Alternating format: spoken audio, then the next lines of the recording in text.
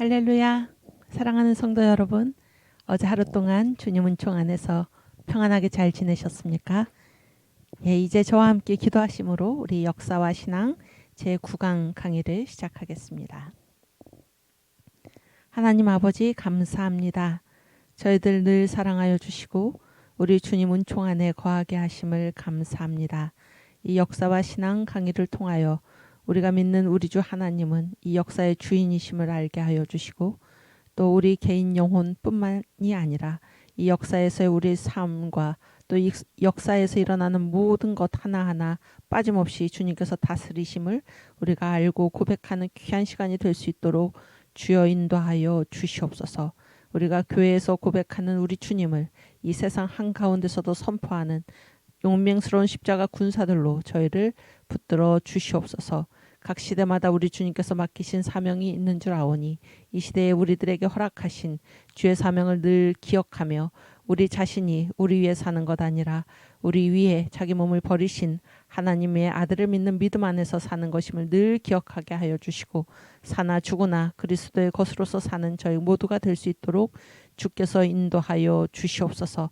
특별히 이 시대에 한국에 주어진 귀한 사명을 하나님 받고 그 선도에 나서서 일하고 싸우고 계시는 정광욱 목사님을 주께서 붙들어 주시고 또 사랑제일교회와 국민혁명당과 모든 애국 성도들을 주께서 붙들어 주시며 애국 국민들을 주께서 붙들어 주셔서 하나님 저희들이 이 모든 일을 통하여 우리 주님의 크신 뜻을 하나님 감사함으로 따라가며 섬길 수 있도록 주께서 인도하여 주시옵소서. 시작하는 처음 시간이 오니 마치는 시간까지 주님 함께하여 주심을 믿사옵고 감사하며 예수님의 이름으로 기도하옵나이다. 아멘. 네, 우리 사도신경 같이 고백하겠습니다.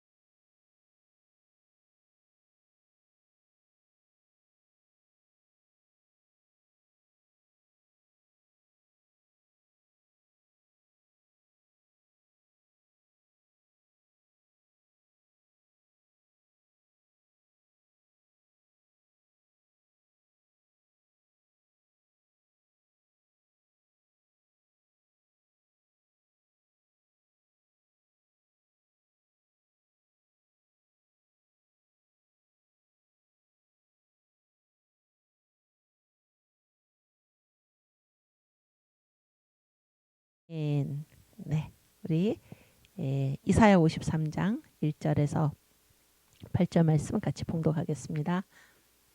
우리의 전한 것을 누가 믿었느뇨? 여호와의 팔이 네게 나타났느뇨?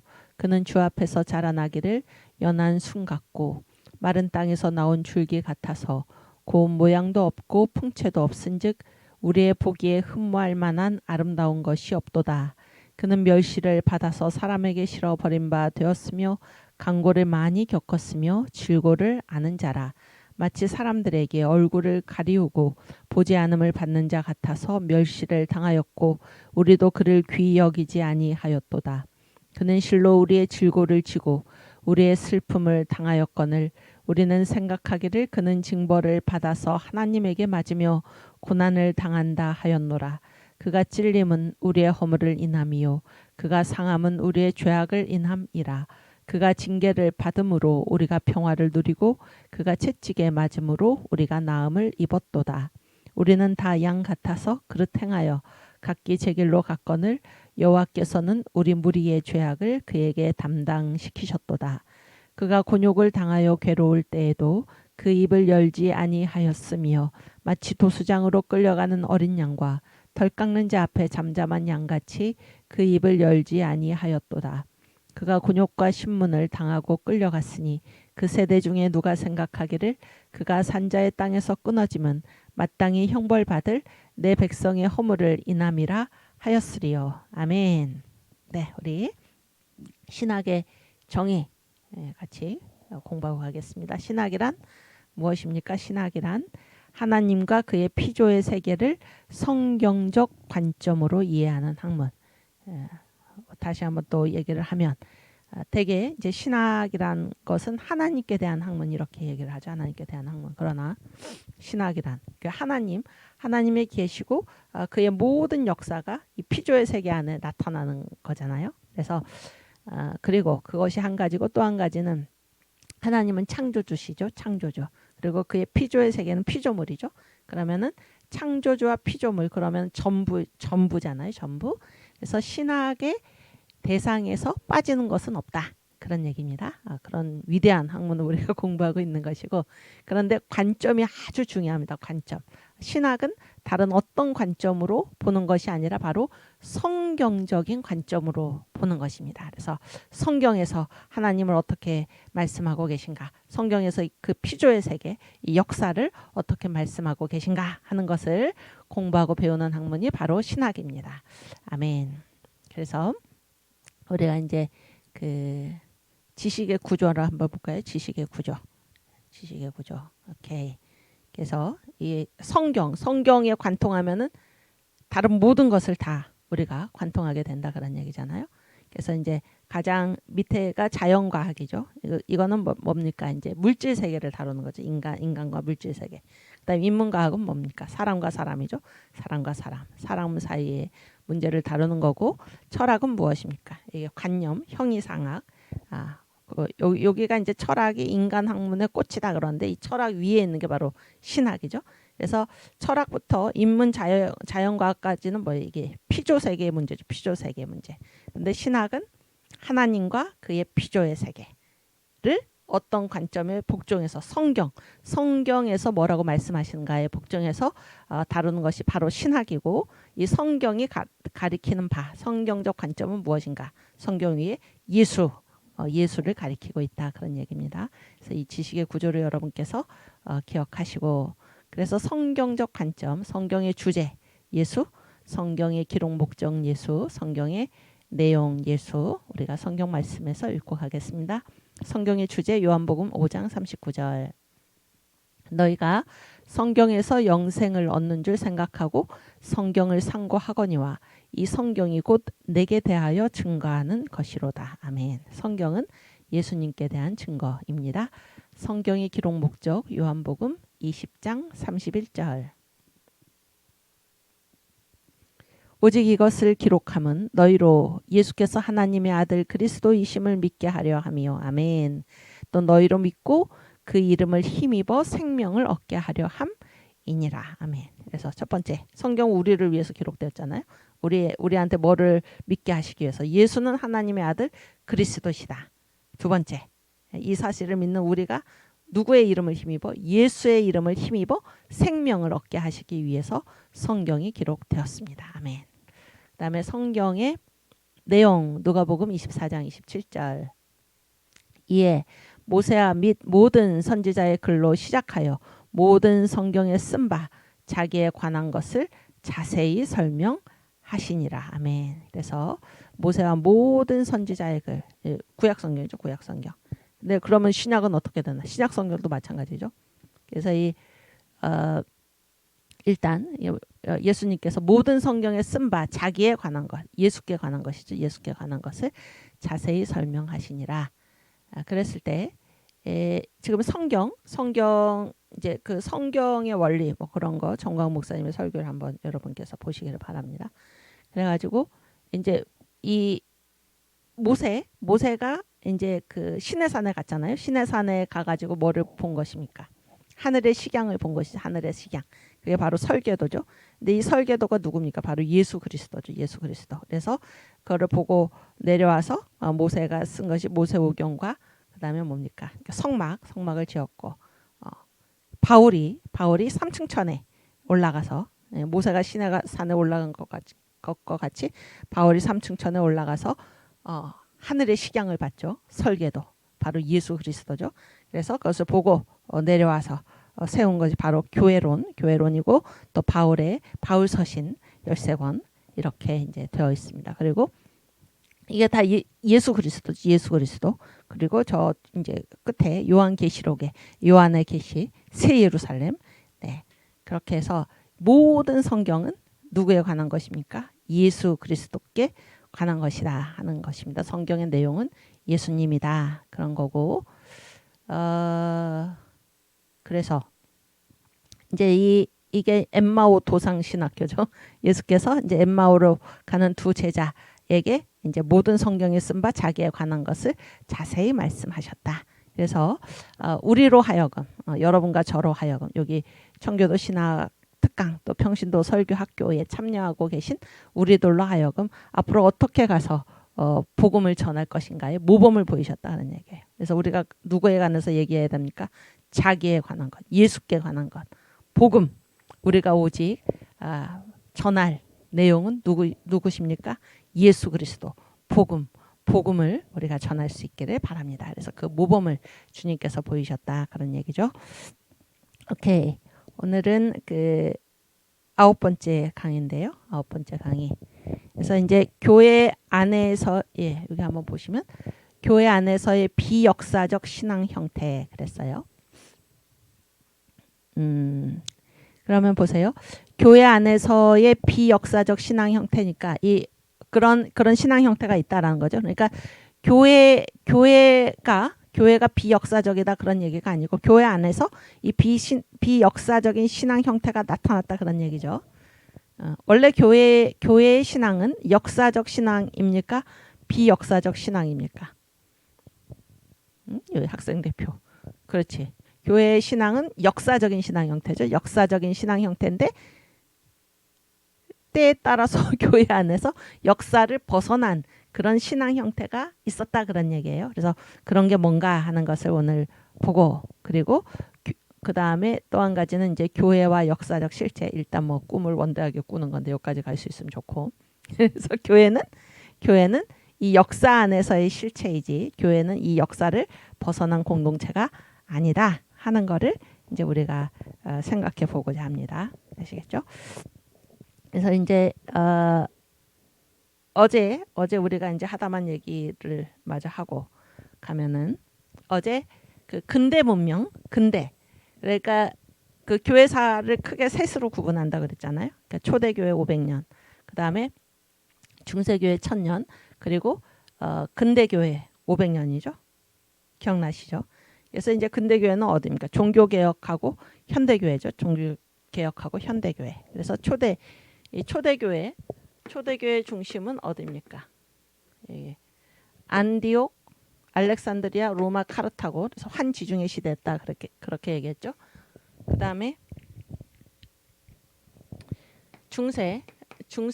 중세교회의 중심은 어디입니까? 그러니까 로마하고 콘스탄티노플. 그래서 환지중의 시대.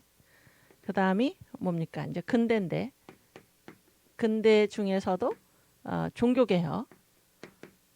종교개혁인데 여기는 뭐 그 종교개혁에서 이제 중요한 그 두 나라가 이제 독일하고 영국입니다. 물론 이제 칼빈의 종교개혁이 굉장히 중요하죠. 그런데 칼빈의 종교개혁은 이제 루터의 종교개혁의 제 2세대입니다. 2세대. 그래서 이어진다라고 볼 수 있고 이제 영국은 그 정치적인 종교개혁이라고 그러죠. 영국 성공회. 그랬을 때 이 영국을 특별히 언급하는 것은 무엇입니까? 1805년에 그 트라팔가 해전. 그래서 그 이전에는 이제 이 해상 제패권을 카톨릭 국가인 스페인과 포르투갈이 갖고 있었기 때문에 이제 이들이 선교의 중심 국가가 됐는데 이 트라팔가 해전에서 넬슨 제독이 스페인에 이제 그 무적함대죠. 무찌르고. 그래서 이 해상을 이제 개신교 국가인 영국이 이 해상에서 주도권을 가지게 되었습니다. 그래서 이제 선교도 개신교 국가가 중심이 되어서 이제 선교를 하게 된 것입니다. 아시겠죠? 그래서 1805년이면 그게 19세기잖아요. 그래서 이제 사람들이 뭐라고 얘기하냐? 19세기는 선교의 위대한 세기이다 이렇게 부릅니다. 선교의 위대한 세기. 그래서 이제 개신교 나라들이 이제 그 세계 도처에다가 이제 복음을 전한 것이고 그렇죠. 그래서 우리나라에도 이제 이 복음이 들어온 것이 이 개신교회가 이제 선교가 된 것이 1884년 19세기 말이죠. 19세기 말 그렇습니다. 그런데 어쨌든 근대 교회사가 500년인데 첫 번째가 이제 종교개혁사고 두 번째가 어디입니까? 현대교회사죠. 현대교회. 근데 이제 종교개혁에서 지금 그 독일 그리고 영국 뭐 여기 있는 큰 바다가 뭐라고 그럽니까? 대서양이죠. 환대서양 시대. 그 다음에 이제 현대교회는 그 중심이 어디라고 그랬나? 미국이 중요하다 그랬죠. 미국. 그래서 왜냐하면 미국에서부터 이제 교파교회, 그래서 지역이 교회를 선택하는 것이 아니라 개인이 교회를 선택하는 그런 신앙 자유가 헌법에 명문화된 최초의 나라가 미국이다 그랬잖아요. 그렇죠? 그리고 이 미국이 그래서 현대 교회사에서 아주 중요하고 중심 국가고, 근데 이 미국이 복음을 전한 그 나라 중에 이 미국의 면류관 또 이 유엔의 면류관 대한민국이죠. 대한민국. 그래서 지금 선교 제1위 국가가 미국이고 제2위 국가가 우리 한국이다 그런 얘기예요. 그래서 이제 이 현대 교회의 역사는 미국과 한국 사이의 바다가 어디입니까? 태평양이죠. 그래서 환태평양 시대 이렇게 얘기를 합니다. 환태평양 시대. 아시겠죠? 그리고 이제 그 얼마 전에 제가 지난주 설교인가요? 정강 목사님 설교에 지금 이제 이 성령이 지금 어디로 지금 성령이 어디에 이제 강하게 역사하고 있다고 말씀하셨습니까? 중국 지하교회. 그러나 지금 이 시대에 이 지금 대한민국에 우리 자유 대한민국에 다시 한번 성령의 후폭풍이 몰아쳐서 이 나라가 맡은 이 인류사적인 사명, 동성애 이슬람 차별금지 이런 거가 지금 전 세계 교회가 이런 것들 때문에 무너지고 있고, 그런데 이 한국은 거기에다가 더 하나 뭐가 있습니까? 북한의 주체 사상, 주체교, 북한의 이 김일성 괴뢰죠, 괴뢰.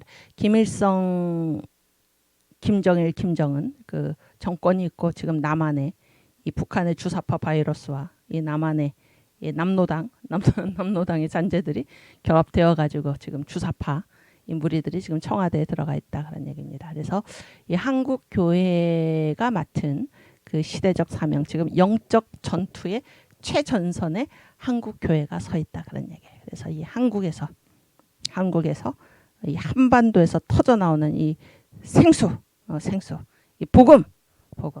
하나님께서 성경을 열어주셨죠. 그래서 우리가 이 세계 기독총을 세우고, 그래서 이 세계 기독총을 통해서 성경, 복음, 예수의 복음을, 성경을 온 세계에 이렇게 전파하는 그 일을 우리가 해야 되는데, 그 일을 하기 전에, 그 일을 하기 위해서 일단 뭐가 돼야 됩니까? 예수 한국 복음 통일을 이루어야 하는 것입니다.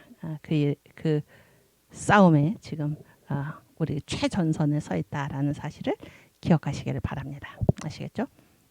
그랬을 때 이제 이 근대 교회사, 이 중세하고 근대의 이 사이에 이제 이쪽을 이제 근대 문명이라고 그러는데, 그래서 그 워커라는 그 교회사 교수가 있습니다. 이분이 쓴 책이 세계 기독 교회사 뭐 그런 책이에요. 근데 이제 이 근대 문명의 특징이 무엇인가 그런 얘기를. 근대 문명의 특징이 뭔가 하면은 자율성, 어제 얘기했죠. 자율성, 이성, 예정된 조화.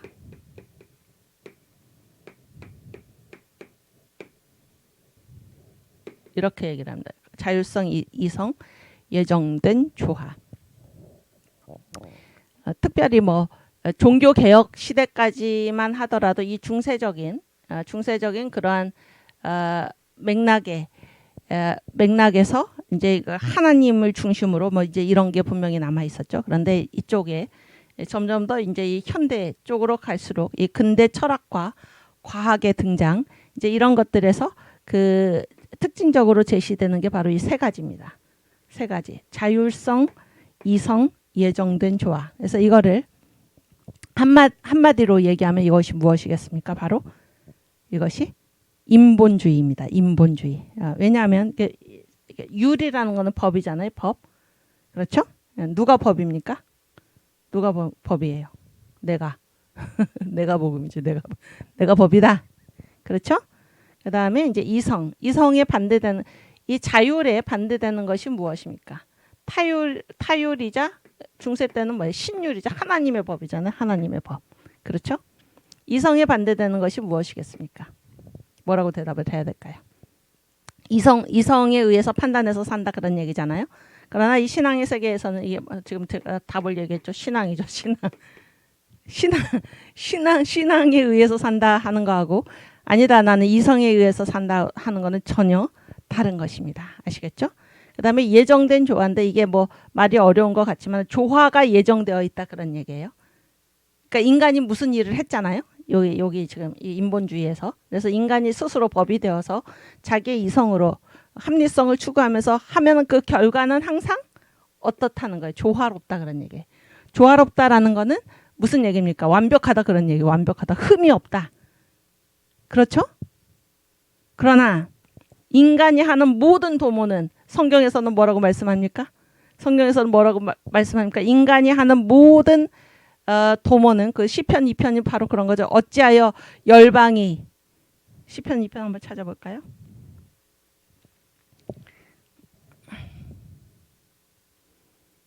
오케이. 네, 같이 읽겠습니다. 어찌하여 열방이 분노하며 민족들이 허사를 경영하는 거. 허사예요. 허사. 아시겠죠? 세상의 군왕들이 나서며 관원들이 서로 꾀하여 여호와 그 기름 받은 자를 대적하며 우리가 그 맨 것을 끊고 그 결박을 벗어버리자 하도다. 우리 자율적으로 살겠다 그런 얘기죠. 자율적으로 합리성에 의해서. 그랬더니 하늘에 계신 자 하나님께서 웃으시며 주께서 저희를 비웃으시리로다. 우리끼리 우리가 법이 되어서 우리의 이성을 가지고 살아도 우리가 하는 모든 일은 조화로울 것이다. 실패가 없을 것이다. 그 결과가 좋을 것이다. 이렇게 생각하는 건 완전한 착각입니다. 아시겠죠? 신앙. 그래서 이거는 뭡니까? 너희가 역사의 주인이 아니고, 그렇죠? 당신들 인간이 역사의 주인이 아니고 역사의 주인은 누구입니까? 하나님이죠. 하나님. 하나님의 역사 주제를 우리가 뭐라고 얘기하나요? 섭리라고 얘기하죠. 섭리. 아시겠습니까? 그래서 이거는 여기에 인간의 역사에서는 예정된 조화라는 게 인간 스스로 어떤 행동이 인간 스스로 하는 행동이 조화로울 수가 없다라는 것입니다. 없다. 그래서 이게 하나님 앞에서 보면 이것이 바로 무엇입니까? 심판의 대상이죠. 심판의 대상. 이런 거를 여러분께서 생각을 하시고 이 인본주의, 이 근대 문명의 특징이 무엇인가? 우리가 법이다. 아시겠죠? 합리성. 신앙이 아니고 우리 이성으로 우리 생각대로 하겠다 그런 얘기고 그 결과 우리가 한 모든 일은 조화로울 것이다. 조화가 예정되어 있다. 이렇게 보는 것이 근대 문명의 특징이고 그것이 인본주의인데 이것이 얼마나 성경의 생각과는 반대되는 생각인가라는 것을 이제 우리가 생각하게 되고 이것이 반드시 근대에서부터 나타난 것이 아니라 이 인간에게는 항상 그런 마음이 있다라는 거죠. 우리가 어제 얘기했잖아요. 그래서 그 스바냐 성경 말씀 어제 읽었었는데 뭡니까? 찢기같이 가라앉아서 하나님께서 예루살렘 거리를 지금 등불을 들고 이렇게 찾아다니신다는 겁니다. 등불을 들고 찾아다닐 정도 이들이 몰래 숨어 있는 거예요. 몰래 구석에서 여기는 안전하리라. 찢기같이 가라앉아가지고 나는 평안하다 이렇게 하면서 이들이 마음속으로 뭐라고 얘기한다는 겁니까? 여호와께서는 선도 행치 아니하시고 악도 행치 아니하신다. 이게 무슨 말입니까? 하나님은 전혀 이 역사에 개입하지 않으신다 그런 얘기잖아요. 그러니까 자기 안일, 자기 만족, 자기가 법이 되어서 나는 편안하다 이렇게 살아가는 사람들은 하나님의 역사 주제를 부인한다라는 것입니다. 하나님은 선도 행하지 않으시고 악도 행하지 않으신다. 아시겠죠? 또 니느웨 기쁨이 가득한 성이요. 굉장히 기쁜 거 자기들끼리 있어도. 그러면서 이 성이 뭐라고 그랬다는 것입니까? 오직 나만 있다. 나 외에는 다른 이가 없다. 하나님 말씀인데 자기들이 아주 나 외에 다른 신이 없다. 하나님 그렇게 말씀하시는데 오직 나만 있고 나 외에 다른 이가 없다. 이렇게 얘기했다는 것이죠. 그래서 이들이 뭡니까? 교만한 것. 그래서 이 역사 안에서 하나님이 다스리신다. 하나님은 역사 안에서 어떠십니까? 선도 행하시고 악도 행하시잖아요. 아니 내 말은 선도 행하시고 심판도 하시잖아요. 하나님은 그렇지 않아요? 그래서 이 뭐 악을 행한다 그게 무슨 말일까요? 이렇게 사탄이죠. 사탄도 누구의 통제 아래 있습니까? 하나님의 통제 아래 있죠. 그러니까 하나님께서는 이 역사에서 다 일을 하시는 것입니다. 그런데 이 역사를 부인하는 자, 하나님께서 역사를 다스리고 계신다라는 사실을 부인하는 이 자들의 특징이 뭔가? 첫 번째, 자기 만족이 안일. 나는 평안하다. 그런 얘기야. 나는 평안하다. 아시겠어요? 두 번째 뭡니까? 교만이에요. 교만. 교만. 그래서 나밖에는 다른 이가 없다. 이렇게 얘기를 하는 것입니다. 아시겠죠? 뭐 어제 하나 더 있었는데 잊어버렸는데. 이거를 이제 생각을 하시고, 그래서 자율성, 이성, 예정된 조화, 이것이 바로 근대 문명의 특징이다라는 사실을 여러분께서 기억하시기 바랍니다.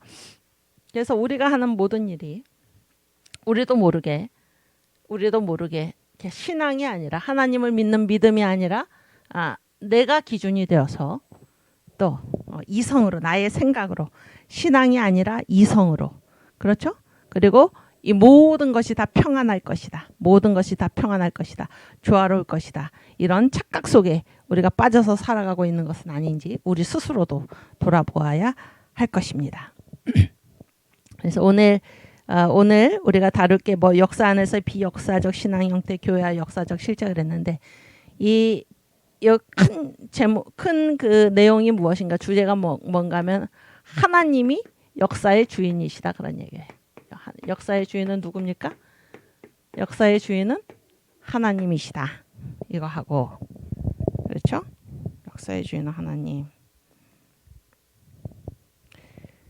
그리고 어제 얘기했죠. 인간은 다 뭡니까? 인간은 다 죄인이다 그랬죠. 죄인인 우리가 이 역사의 주인이 될 수가 없습니다. 역사의 주인이 될 수가 없어요. 그래서 우리의 유일한 자세는 무엇입니까? 우리의 유일한 자세는 무엇인가요? 찬송과 믿음이야. 우리는 하나님의 역사를 찬송할 뿐이고 하나님을 믿을 뿐입니다. 이것이 우리의 유일한 인간의 유일한 자세인 것입니다. 이런 내용을 가지고 오늘 같이 얘기를 하겠는데요. 하박국 3장 3절 한번 보여주시겠어요?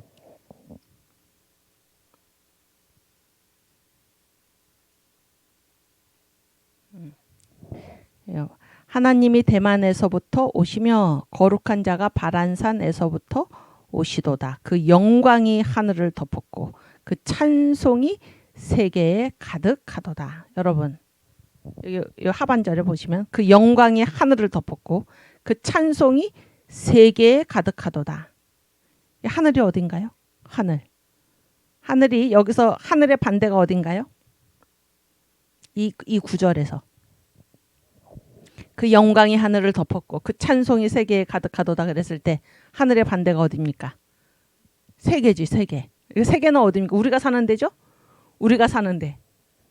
이 세계에서도 하나님을 찬양하는 찬송이 가득하고 하나님 계신 하늘에서도 하나님의 영광이 하늘을 덮었다, 그런 얘기예요. 그러니까 우리가 사는 이 역사에서나 또 하나님 계신 그 하늘에서나 그 어느 곳 하나 하나님의 영광, 하나님의 찬송에서 벗어나는 곳이 없다, 그런 얘기입니다. 무슨 얘기인지 아시겠습니까? 하나님은 온 역사의 주인이시다. 그러니까 온 우주의 주인이시다. 하나님이 주인이시다, 그런 얘기예요. 영광은 하나님의 몫입니다. 찬송은 하나님의 몫입니다. 아멘. 또 스바냐 1장 3절. 네. 제가 이게 하박국, 스바냐 이런 걸 자꾸 읽는 이유는 요즘 제가 이 성경을 읽고 있기 때문에 읽으면서 제가 역사 신앙을 가르치다 보니까 이 역사의 주인 하나님이 막 눈에 딱딱 들어오는 거죠. 뭐 성경 전체가 하나님이 역사의 주인이시다, 그런 걸 증거하는 거죠. 스바냐 1장 3절. 내가 사람과 짐승을 진멸하고. 잘 보세요. 하나님의 그 심판의 대상 사람, 그렇죠? 또 짐승까지 빠지지 않는다, 그런 얘기. 또 공중의 새와 바다의 고기와 다죠 지금? 사람, 짐승, 새, 바다 고기 다죠. 그러니까 이 궁창 하늘과, 하늘을 나는 새, 하늘과 그다음에 뭐 육지에 있는 사람과 짐승과 그다음에 바다에 있는 물고기 다 전체가 다 하나님 심판의 대상이죠. 또 거치게 하는 것과 악인들을 아울러 진멸할 것이라. 그런데 여기서 거치게 하는 것이 바로 뭔가 하면 우상입니다. 우상. 어느 것 하나 빠지잖아요. 어느 것 하나. 사람 중에서도 또 뭐예요? 사람이 만든 우상, 그리고 그 악을 행하는 자들 아울러 진멸할 것이라. 그래서 아울러라는 거는 뭐예요? 이 우상을 만든 자들이 바로 누구라는 겁니까? 악인들이다, 그런 얘기죠. 함께 진멸할 것이다. 내가 사람을 지면에서 멸절하리라. 나 여호와의 말이니라. 아멘. 그래서 하나님께서 이 심판하신다라는 거는 다른 말로 하면 통치하신다라는 거잖아요. 통치행위의 심판이 있는 거니까 어느 것 하나 하나님의 통치의 대상에서 벗어나는 것이 없다 하는 것입니다. 벗어나는 것이 없다. 역사의 주인은 누구십니까? 하나님이십니다. 하나님. 우리가 왜 이런 거를 자꾸 이 목소리를 높여서 강조해야 하는 이유가 무엇입니까? 아까도 얘기했지만 이 근대 문명도 그렇고 아까 사람은 내가 주인이다 이렇게 생각하고 산다는 것입니다. 내가 주인이다. 그러나 역사의 주인은 하나님이시다, 그런 얘기예요. 우리는 그의 다스리심의 대상이다라는 것이고, 또 한 가지 중요한 것은 무엇입니까? 오늘 우리가 다룰 텐데, 보통 하나님은 어디에서만 하나님이라고 사람들이, 요즘 시대를 사는 사람들이, 또 이 사회에서 교회에 요구하는 것이 무엇입니까? 너희끼리 믿어라, 그런 얘기입니다. 너희끼리 믿어라. 그러니까 하나님은 예수 믿는 자들하고만 관계가 있지, 예수 믿지 않는 자기들하고는 하나님이 관계가 없다, 이렇게 말을 하는 것이죠. 이렇게 말을 하는 것입니다. 그러나 성경에서는 뭐라고 말씀하고 계십니까? 하나님은 온 우주의 하나님이시고, 지금 스바냐서에서 우리가 읽은 대로 하나님의 심판 대상에서 벗어나는 것은 아무것도 없다는 거예요. 사람과 짐승과 공중의 새와 바다의 물고기와 악인들이 만든 그 우상과 온 땅의 모든 사람들이 다 하나님 통치의 대상이요 심판의 대상인 것입니다. 아멘. 심지어 무엇까지? 어제 우리가 얘기했지만 사탄이 밀어낸 짐승, 세상 정부는 다 짐승으로 되어 있죠. 이 짐승까지, 사탄도 누구의 통치 아래에 있습니까? 하나님의 통치 아래에 있는 것입니다. 그렇죠? 그래서 그거를 단적으로 보여주는 성경 구절들이 많지만은 그 중에 하나가 뭔가 욥기서에서 이제 하나님이 막 욥을 칭찬을 하죠. 욥이 이렇게 의로운 자를 나는 본 적이 없다. 그러니까 사탄이 아주 질투를 해가지고 이제 욥을 막 참소를 하죠. 그래서 욥이 괜히 하나님을 섬기겠습니까? 뭐 거기 1장에 욥기 1장 조금 밑으로 내려서 오케이 1장 7절 여호와께서 사단에게 이르시되 내가 어디서 왔느냐? 사단이 여호와께 대답하여 가로되 땅에 두루 돌아 여기저기 다녀왔나이다.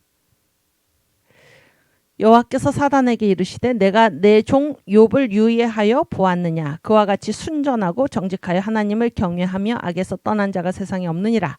사단이 여호와께 대답하여 가로되 욥이 어찌 까닭없이 하나님을 경외하리이까? 여러분, 사탄의 논리는 무엇입니까? 까닭이 있어야 된다. 그러니까 까닭이 있어야 된다. 사탄의 논리에 속아서는 안 됩니다. 우리가 하나님을 경외하는 이유는 무엇입니까? 하나님이시기 때문에 우리가 경외하는 것이지.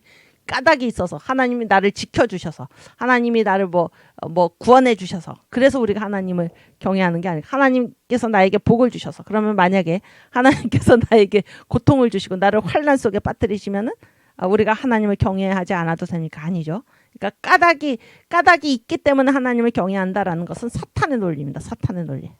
그렇죠? 계속 읽어보면 10절.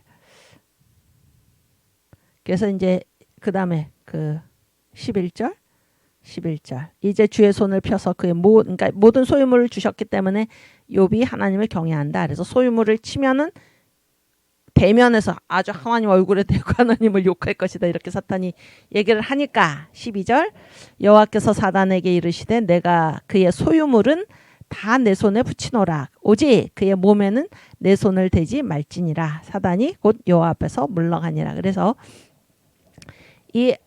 사탄은 하나님께서 허락하신 한도 내에서 활동을 하는 것입니다. 한도 내에서. 그래서 욥을 시험을 할 때 맨 처음에 자기 마음대로 하는 게 아니에요. 자기 마음대로 하는 게 아니라 맨 처음에는 뭐예요? 소유물만 하나님 허락을 하셨죠. 소유물만.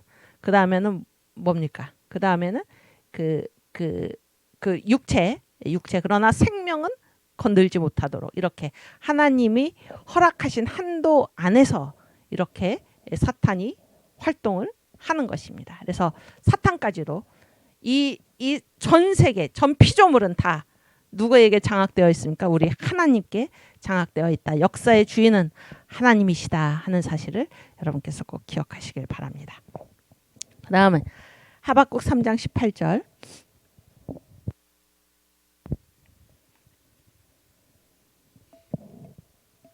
네.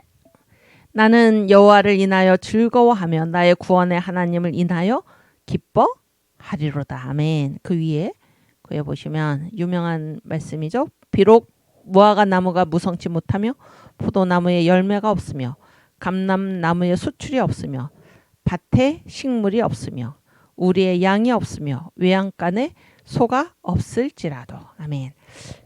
없을지라도 나는 여호와를 인하여 즐거워하며 나의 구원의 하나님을 인하여 기뻐하리로다. 그러니까 17절은 뭡니까? 뭐뭐 할지라도 우리가 무슨 일을 겪는다고 할지라도 그런 얘기죠. 밭에 수출이 없고 포도나무에 포도가 없고 무화과나무에 무화과가 없고 그럴지라도. 여러분 제가 예전에 한번 말씀드린 적이 있는데 소록도 있잖아요. 소록도의 별명이 뭔가 하면 찌라도입니다. 찌라도. 그리 아니하실지라도. 그러니까 소록도에 사시는 그 신앙인들이 그렇게 고백을 한다는 것입니다. 주님께서 내 병을 고쳐주시지 않으실지라도, 주님께서 나에게 이런 병을 허락하셨을지라도 나는 하나님을 믿겠습니다. 찌라도. 이것이 역사를 살아가는 우리의 자세여야 할 것입니다. 아까 사탄은 뭐예요? 그렇게 안 하시면은 욥에게서 복을 만약에 거두시면은 욥은 하나님을 대면해서 욕을 할 것입니다. 이렇게 얘기를 했죠. 그러니까 사탄은 우리가 어떤 까닭이 있기 때문에 하나님을 경외한다 이렇게 얘기를 하는 것이 바로 사탄의 논리죠. 그러나 그렇지 않습니다. 우리는 왜 하나님을 경외합니까? 이 역사에서 무슨 일이 우리에게 닥칠지라도 그것이 우리에게 고통이든지 환난이든지 무슨 일이 일어나든지 그럴지라도 우리는 무엇을 믿기 때문입니까? 이 역사를 전체를 지금 주관하고 계시는 분이 누구십니까? 하나님이심을 알기에 하나님이 있음을 알기에 무슨 일이 일어날지라도 우리는 하나님 역사 전체를 주장하시고 다스리시는 우리 하나님을 찬송하고 하나님을 믿고 살아가는 것입니다. 이것이 역사 안에 살아가는 인간의 유일한 자세입니다. 하나님을 찬송하고 하나님을 믿고 하나님을 의지하고 하나님을 신뢰하고 오직 그것이 이 역사 안에 살아가는 우리의 유일한 자세가 되는 것은 이 역사 전체를 누가 붙들고 계시기 때문입니까? 하나님께서 붙잡고 계시고 하나님께서 다스리시고 큰 것만 다스리시는 것이 아니라 세밀한 하나하나를 다 다스리고 계시고 또 우리가 믿는 성령은 어떤 분이십니까? 우리 말할 수 없는 탄식으로 우리가 뭐라고 기도할 바를 알지 못할 그때에도 성령께서 말할 수 없는 탄식으로 우리를 위해 기도하고 계시고 아멘. 또 우리가 믿는 예수님은 어떤 분이십니까? 하늘 보좌 우편에서 우리들 한 사람 한 사람의 이름을 부르시면서 간구하고 계시는 분이십니다. 여러분과 제가 지금 이렇게 힘을 얻어 살아가는 것은 다 누구의 기도 때문입니까? 우리 주 예수님께서 지금도 하늘 보좌 우편에서 나를 위해서 내 이름을 부르시면서 간구하고 계시기 때문입니다. 아멘. 또 하나님은 어떤 분이십니까? 그 어떤 피조물도 그렇죠? 그리스도 예수 안에 있는 하나님의 사랑에서 우리를 끊을 수 없으리라. 우리는 얼마나 안전한지 모릅니다. 얼마나 안전한지 몰라요. 하나님이 이 역사의 주인이시고 우리의 삶의 모든 것을 다 장악하고 계시고 이 역사의 모든 부분을 하나님께서 다 장악하고 계신다. 이 사실을 알 때 우리의 유일한 자세, 이 인간의 유일한 자세, 역사 안에서 살아가는 우리의 유일한 자세는 찬송과 믿음밖에는 없는 것입니다. 아멘. 네. 그래서 그 정광 목사님께서 이제 칼빈주의를 딱 두 가지로 이제 정리를 하셨죠. 칼빈주의에는 두 다리가 있다. 그래서 여기서 말하는 칼빈주의라는 거는 칼빈의 사상이다. 그런 차원이 아니라, 그렇죠? 예수님으로부터 바울로 해가지고 이 교회사에서 쭉, 그 다음에 뭐 어거스틴, 그렇죠? 그 다음에 칼빈, 그 다음에 아브라함 카이퍼, 그렇게 해서 이제 쭉 거쳐가지고 뭐 우리 청교도 신학원의 그 신학이 칼빈주의죠. 칼빈주의. 정광 목사님께까지 이르는 정성구 총장님 이렇게 해서 가르치신 것이 무엇입니까? 하나님이 역사의 주인이시다 그런 얘기예요. 칼빈주의를 한마디로 하면 하나님의 주권입니다. 하나님의 주권. 누가 주인인가? 하나님이 주인이다 그런 얘기예요. 하나님이 주인 되셔서 역사를 다스리시고 개인 영혼을 주장하신다 그런 얘기예요. 그래서 칼빈주의에 두 다리가 있는데 하나는 예정론이고 하나는 뭐예요? 섭리인데, 예정과 섭리인데, 예정은 뭐예요? 하나님이 개인 영혼을 주님께서 주권, 주인이 되셔서 이끌고 가신다라는 것이고, 섭리는 뭡니까? 하나님이 역사의 주인이 되셔서 역사를 이끌고 가신다 하는 것입니다. 아시겠죠? 그러니까 하나님이 또 반대로 하나님의 이 역사라는 큰 문제만 관여하시지, 나같이 하찮은 아주 보잘것없는 한 사람 한 사람은 주님이 관여하시지 않는 게 아닙니다. 예정과 섭리, 개인 영혼과 역사 전체 아주 대조적이죠. 그러나 하나님은 개인 영혼 한 사람 한 사람도 놓치지 않으시고 또 역사 전체를 하나님께서 이끌어 가신다. 이것이 칼빈주의의 두 다리라는 사실을 여러분 기억하시기 바랍니다. 칼빈주의를 한마디로 얘기하면 뭡니까? 하나님이 주인이시다는 거. 하나님의 주권. 아멘. 이게 지금 성서가 가르치는 하나님이시죠. 하나님. 또 우리가 이 시간 배우는 역사와 신앙에서 배우는 하나님은 역사의 주인이시오 우리 신앙의 주인이시다 하는 것입니다. 아멘. 오케이. 그래서 제가 뭐 거기 복음의 7대 연합, 그 다음에 7대 짐승을 이기자 이렇게 써놨는데, 제가 요즘 이렇게 생각을 해보니까 이제 이 복음의 7대 연합은 무엇입니까? 우리가 예수를 믿는다는 것이, 이제 이 복음은 무엇입니까? 복음은 예수님의 별명이죠. 예수님의 별명. 여기 감사합니다. 여기 한번 보여주세요. 복음의 7대 연합. 그래서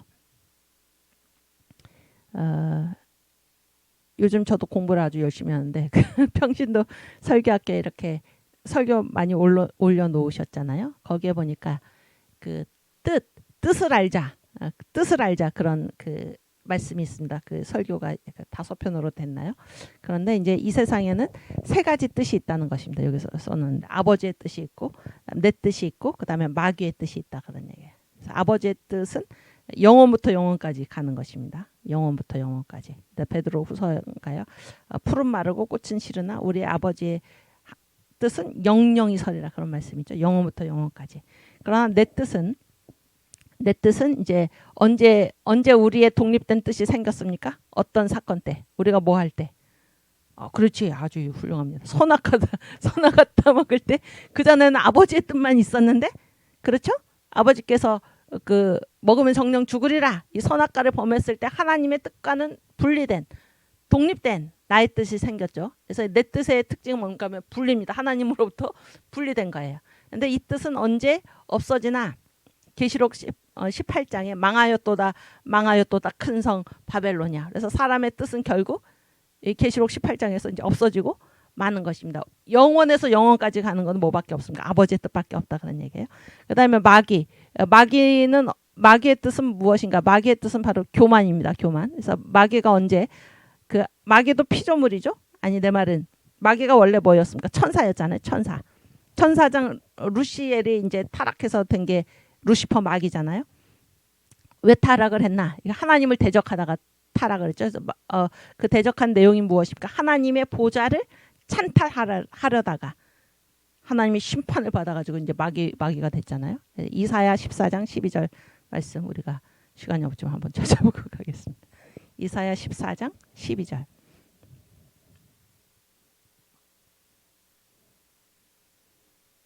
그렇지. 너 아침의 아들 계명성이여. 마귀죠 마귀. 어찌 그리 하늘에서 떨어졌으면 너 열국을 엎은 자여 어찌 그리 땅에 찍혔는 거. 이 열국은 우주입니다. 우주.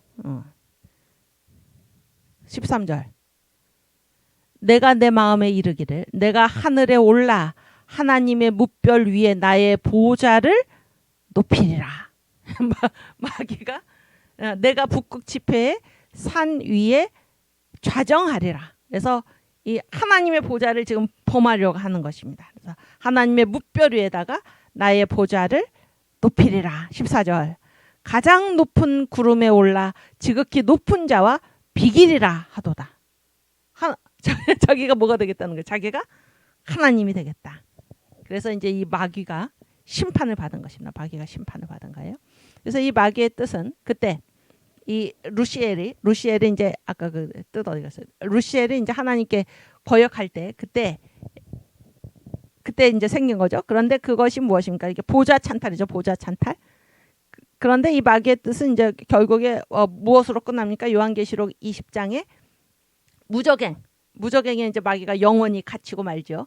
다 끝난다. 그러니까 사람의 뜻도 다 끝나고 마귀의 뜻도 다 끝나는데 아버지의 뜻은 영원부터 영원까지이다. 그런데 아버지의 뜻이 무엇인가? 요한복음 6장 몇 절이었어요? 40절이었나요? 한번 찾아보세요. 그렇지. 네, 6장 40절. 내 아버지의 뜻은 아들을 보고 믿는 자마다 영생을 얻는 이것이니 마지막 날에 내가 이를 다시 살리리라 하시니라. 그래서 우리 아버지의 뜻은 무엇입니까? 하나님 아버지의 뜻은 아들을 봐달라 그런 거예요. 아들을 보라. 내 아들을 보라. 내 아들 예수를 보라. 이게 아버지의 뜻입니다. 아시겠죠? 아까 인간의 뜻은 뭡니까? 분리. 하나님의 뜻으로부터 분리된 게 인간의 뜻이고 마귀의 뜻은 무엇입니까? 보좌를 자기가 차지하려고 하는 게 마귀의 뜻인데 인간의 뜻이나 마귀의 뜻은 결국 없어지고 말 것이지만 우리 아버지의 뜻은 영원부터 영원까지 있을 것인데 이 아버지의 뜻이 무엇입니까? 내 아들 예수를 보라 하는 것입니다. 내 아들 예수를 보라. 그래서 아까 그 뜻 다시 올려주시면 그래서 이 아들을 보라. 어떻게 보나? 탄생, 아들의 탄생, 아들의 고난, 예수님의 죽음, 예수님의 부활, 예수님의 승천, 예수님의 재림, 예수님의 왕국. 이 모든 것이 누구를 위해서? 나를 위해서. 그래서 우리가 주님과 함께 탄생의 연합을 하고 그런 얘기죠. 고난의 연합을 하고 죽음의 연합을 하고 부활의 연합을 하고 승천의 연합을 하고 재림의 연합을 하고 왕국의 연합을 하는 이것이 우리 아버지께서 우리에게 바라시는 뜻입니다. 우리에게 바라시는 뜻. 이것이 바로 복음의 7대 연합인데 제가 뭐 이렇게 대략 말씀을 드렸지만 그 정광훈 목사님 평신도 설교학교에 뜻을 이루자를 잘 보시기 바랍니다. 그러니까 지금 제가 말씀드리고자 하는 건 이 복음의 7대 연합은 그러면 우리 개인이잖아요. 개인은 인간 영혼. 그렇죠? 인간 영혼이 아버지의 뜻이 무엇인가? 우리가 다 한 사람 우리 나한테 원하시는 아버지의 뜻이 무엇입니까? 내 아들 예수를 보라. 그런 얘기잖아요. 개인이죠, 개인. 그렇죠? 그런데 이 7대 짐승을 이기자는 무엇입니까? 7대 짐승이 뭡니까? 이 세상의 제국이죠. 이 세상의 제국은 누가 밀어냈습니까? 앞으로 누가 이렇게 이 제국은 누가 밀어낸 거냐면은 사탄이 밀어낸 거죠. 사탄이 밀어낸 게 이제 세상 정부다라는 것이고 이게 구약에서부터 지금 7대 짐승으로 나와 있는데 이 7대 짐승을 이기자. 누가 이깁니까? 하나님의 백성이. 그래서 구약에서는 이스라엘이, 신약에서는 주님의 몸된 교회가 그래서 이 역사는 이 사탄이 밀어낸 짐승, 세상 정부와 하나님의 몸인 예수의 몸인 교회와의 싸움이다 그런 얘기입니다. 구약은 이 세상이 밀어낸 이 짐승, 세상 정부와 하나님의 백성이 이스라엘 간의 싸움이고 그렇죠? 우리가 뭡니까? 우리가 다 아브라함의 자손이죠. 그래서 신약에서는 뭡니까? 교회죠, 교회. 그래서 이 7대 짐승을 이기자, 싸워서 이겨야 하는 것입니다. 이것이 바로 역사의 모습입니다. 그렇죠? 그래서 지금 다시 한번 얘기를 하면 칼빈지 하나님의 주권은 예정과 섭리를 통해 예정은 개인 영혼에 섭리는 뭡니까? 역사에 이렇게 이 두 다리를 가지고 진행되듯이 그런 얘기죠. 그런 얘긴데 이제 예정 우리 개인 영혼은 어떻게 하면서 살아야 됩니까? 우리 한 사람의 일생이 어떻게 하면서 살아야 되나? 복음의 7대 연합. 이거 아버지의 뜻이죠. 우리에게 바라시는 아버지의 뜻입니다. 그래서 예수님과 7대 연합을 하면서 탄생, 고난, 죽음, 부활, 승천, 재림, 왕국 연합을 이루면서 우리가 살아야 할 것이고, 이 역사에서는 어떻게 살아야 됩니까? 사탄이 밀어낸 이 세상 정부, 짐승의 정부와 주님의 몸인 우리 교회, 우리가 다 교회죠. 우리가 다 하나님의 성전이죠. 교회가 겨루어서 이겨서 살아야 할 것입니다. 그래서 이 역사 신앙을 여러분께서 이렇게 이 강의 제목 자체가 무엇입니까? 신앙이 무엇입니까? 신앙. 지금 칼빈주의 두 다리로 통해서 할 때 예정이나 그렇죠? 복음의 7대 연합이나 이렇게 얘기를 할 수가 있죠. 역사는 무엇입니까? 섭리, 7대 짐승을 이기자. 그런데 이것이 둘로 구분된 것이 아니라 무엇입니까? 우리가 어떻게 이 세상 정부와 이겨서 싸울 수 있습니까? 어떻게 우리가 그리스도의 몸으로서 이겨서 싸울 수 있습니까? 이 복음의 7대 연합을 통해서. 복음의 7대 연합을 통해서. 그래서 이것이 둘로 나뉘어진 것이 아니라 결국 하나다 하는 것입니다. 하나다. 그래서 하나님께서는 이 역사의 주인으로서 우리 개인 영혼을 예정하시고 또 이 역사를 섭리하신다라는 것이고, 우리는 이 아버지의 뜻을 좇아서 예수와 복음과 7대 연합을 이루면서 또 교회의 몸, 그리스도의 몸이 되어서 이 세상 정부와 싸워 이김으로써 우리가 역사의 주인이시오, 우리 신앙의 주인이신 우리 주 하나님을 고백하면서 살아가야 할 것입니다. 아멘. 그 다음에 이제 기독교와 신비주의, 기독교하고 신비주의는 전혀 다르다 이런 얘기를 하겠는데요.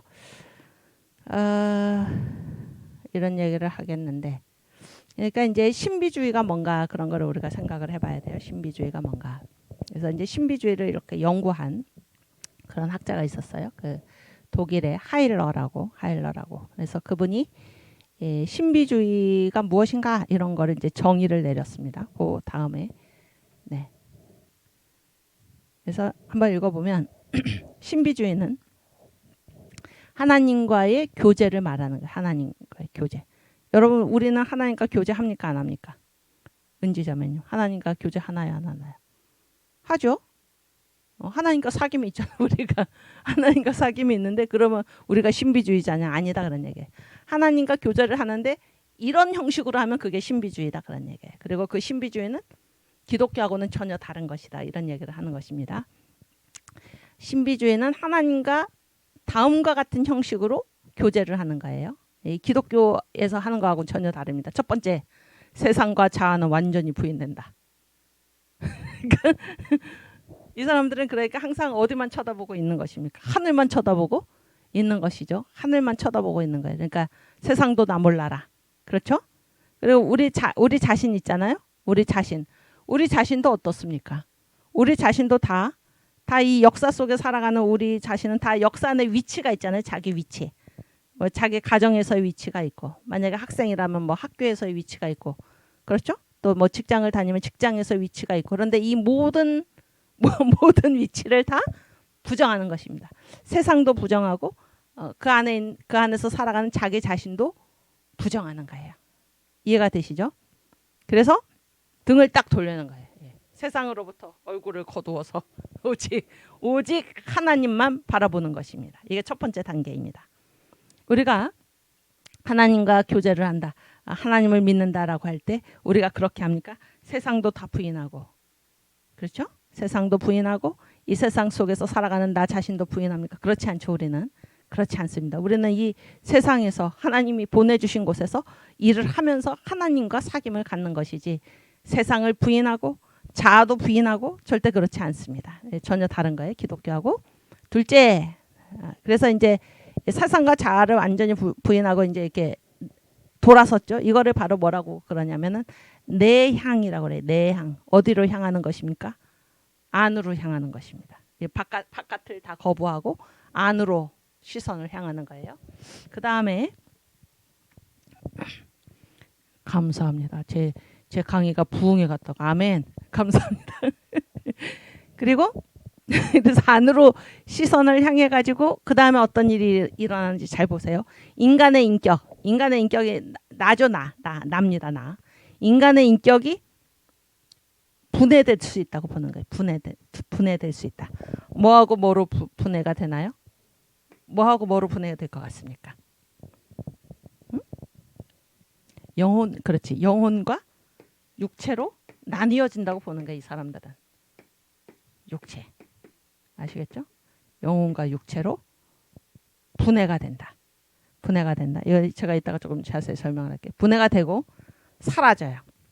사라집니다. 일단 뭐가 사라질까요? 여기 영혼과 육체 중에서 뭐부터 사라질까요? 응? 그래서 이게 신비주의자들 이렇게 막 이렇게 이게 불교랑도 불교가 신비주의죠 일종의. 그래서 뭡니까 출가 입산이지. 다 떠나가지고 산으로 딱 들어가서 막 고행을 하는 거잖아요. 어디서부터 없애는 거예요? 영혼과 육체 중에 불교에서 하는 게 어디에 고행을 가합니까? 육체의 고행을 가는 거죠. 그래서 막 죽이는 거예요. 육체를 막 죽이고 그러면은 더 점점 이 육체는 다 죄악 덩어리라고 생각을 하기 때문에 막 육체에 고행을 가해가지고 막 죽이는 거예요. 육체를. 아시겠죠? 그렇게 육체도 죽이고 육체를 일단 죽이 육체는 악이니까. 근데 영혼도 다 단계가 있다고 보는 거예요. 단계. 그래서 이 바깥의 영혼일수록 다 이게 더럽다고 보는 것입니다. 그래서 다 부인을 하는 거예요. 그래서 첫 번째 단계는 인간이 영혼과 육체로 분해가 되고 그 다음에 사라지는데 뭐부터 사라지나? 육체부터 사라지고 영혼의 바깥 영혼에서부터 쫙 사라지는 거예요. 아시겠죠? 사라져요. 그래가지고 영혼의 가장 깊은 곳에 참 자아가 있다 이렇게 보는 거예요. 아시겠죠? 참 자아. 그래서 이 참 자아 속에서 어떤 일이 일어나나. 세 번째, 사라진 다음에 신성의 무한한 통일성 안으로 흡수된다. 무슨 말인지 어렵죠. 그러니까 자기가 뭐가 되는 겁니까? 신이 되는 거예요. 신. 아시겠어요? 신. 근데 이 신인데 신이라고 말을 안 하고 지금 뭐라고 얘기해 놨습니까? 신성. 신의 속성. 아시겠죠? 신의 속성. 그래서 흡수가 되니까 나하고 이 신성하고 구분이 됩니까? 안 됩니까? 응? 구분이 되나요? 안 되나요? 우리 오은지 자매가 지금 굉장히 불안해하면서 아무렇게나 대답해봐요. 구분이 되니까 신성의 무한한 통일성 안으로 내가 흡수가 되는 거예요. 구분이 됩니까? 안 됩니까? 안 되지. 아주 잘했어. 잘 맞췄어. 안 됩니다. 이거는 이거를 뭐라고 그 신비주의자들이 비유를 하냐면 이게 신성의 무한한 통일성의 바다에 이렇게 나 있잖아요. 나 파란 잉크가 한 방울 바다에 딱 떨어졌어요. 이거 잉크 찾을 수 있습니까? 없습니까? 없지. 없어요. 이게 바로 이 신비주의자들이 말하는 하나님과의 합일입니다. 하나님과의 합일. 여러분, 제 얘기 여기까지 잘 들으셨죠? 그러면 지금까지 제가 말씀드린 게 이런 식으로 하나님과 교제를 하는 게 이게 과연 기독교입니까? 아닙니까? 아니에요. 아닙니다. 아닙니다. 왜 아니냐? 첫 번째, 우리는 신비주의의 첫 단계가 뭡니까? 세상과 자아를 완전히 부인한다. 우리는 결코 그렇지 않죠. 우리는 결코 그렇지 않습니다. 그래서 이 신비주의에 반대되는 이 하일러가 그런 얘기를 했어요. 신비주의에 반대되는 게 뭔가 하면은 예언자적인 종교이다. 예언자적인 종교. 근데 이 예언자적 종교에 이제 뭐가 들어가나? 우리가 믿는 기독교 신앙도 들어가고 유대교 있죠, 유대교. 그 다음에 뭐예요? 이슬람교. 뭐 이렇게 막 시험 들고 그러면 안 돼. 이게 구조가 그렇다는 거, 구조가. 그러니까 이 세상의 종교를 딱 둘로 나누면 그런 얘기예요. 하나는 예언자적 종교이고 하나는 신비주의다. 그렇게 구조가 다르다 그런 얘기입니다. 아시겠죠? 그래서 예언자적인 종교하고 신비주의는 구조가 전혀 달라요. 그러니까 숫자로 나타나면 예언자적 종교는 3의 종교입니다. 3. 세 가지가 있어요. 여기는 항상. 아시겠죠? 그러나 신비주의는 하나밖에 없어요. 왜냐하면은 신비주의는 둘이 아니에요. 하나님과 내가 있는 게 아니라 내가 지금 보았듯이 내가 결국 누가 됩니까? 내가 하나님이 되는 거죠. 그러니까 하나밖에 없는 거예요. 아시겠죠? 그러나 예언자적인 종교는 세 개가 있어요. 일단 예언자적 종교니까 누가 있습니까? 예언자가 있죠. 예언자가 있는데 이 언자가 무슨 언자입니까? 말씀언이잖아요. 말씀언이고 이 예자는 무슨 예자입니까? 맡았다 그러니까 맡았다. 그래서 말씀을 맡은 사람의 예언자는 그렇죠? 말씀을 받았어요. 내가 말씀을 예언자가 말씀을 받았으면 누가 계셔야 됩니까? 말씀을 그렇지 주신 분이 계셔. 말씀을 주신 분 아시겠죠? 말씀을 주신 분이 누구예요? 하나님이지. 하나님이 예언자한테 말씀을 주셨죠? 왜 주셨습니까? 가지고 있으라고? 아니지. 어떻게 하라고? 전하라고. 아주 잘했어요. 세상에 가서 전하라고. 이해가 되시죠? 이게 바로 예언자적 종교의 구조입니다. 말씀을 주신 분이 계시고 말씀을 받은 자가 있고 말씀을 선포할 대상이 있고 3의 구조입니다. 3의 구조. 여기까지 이해가 되시죠? 오케이. 그러나 신비주의는 뭐예요? 세상과 나를 부인하기 때문에 세상과 나를 부인하고 그래서 안으로 돌아서서 내 육체를 죽이고 영혼도 바깥에서부터 다 죽여가지고 가장 깊은 곳에 영혼의 핵이 있어가지고 이 핵이 곧 하나님이 된다 이렇게 보는 거예요. 그러니까 내가 곧 하나님이 되는 거예요. 신비주의는. 아시겠어요? 이거는 기독교하고는 전혀 다르다 그러니까 전혀 다르다. 아시겠죠? 근데 왜 유대교도 뭐가 있습니까? 유대교는 지금 구약만 믿죠? 구약만? 그렇지 않습니까? 유대교에도 뭐가 예언자가 있죠?